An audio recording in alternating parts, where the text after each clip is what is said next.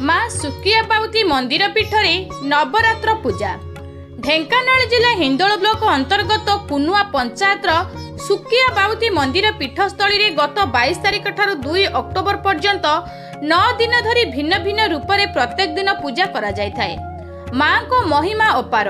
माँ को जी जहाँ दुख जणाई थांती माँ तांको मनस्कामना पूर्ण करती बोली स्थानीय लोक मानक मुहरु सुनिबा को मिली थाए। माँ सुकिया बाउती महिमा चारिआडे प्रसारित हेउथिबा जोगु बहु दूर दूरांतरु भक्त माने एठाकु आसी माँ को दर्शन करी तांकर आशीर्वाद नेई करुणा लाभ करिथांती। आज महा अष्टमी दिवस रे माँ महागौरी पूजा करा जायथिला ओ एही कार्यक्रम रे माँ सुकिया बाउती सेवा समितिर सभापति संपादक सरपंच जयंती सामल, पूर्वतन सरपंच निरंजन सामल और ग्रामर समस्त ग्रामवासी और युवक माने उपस्थित रही सहयोग करथिले और एठारे हजार संख्यार भक्त मानक पई प्रसाद सेवनर व्यवस्था होइथिला। ढेंकानाल जिला प्रतिनिधि Santosh Kumar Mahapatra report, local news 7।